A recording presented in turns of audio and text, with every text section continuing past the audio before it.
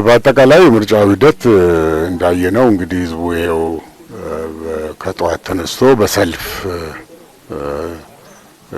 ጊዜውን እየጠበቀ ድምጹን ለመስጠት ዝግጅት ላይ ነው።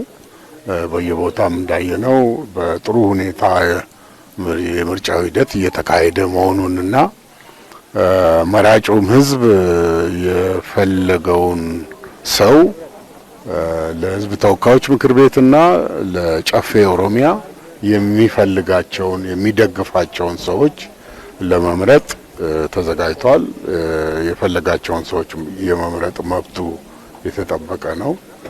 በዚሁ መሰረት የምርጫውን ሂደት እንዳየነው ምርጫውን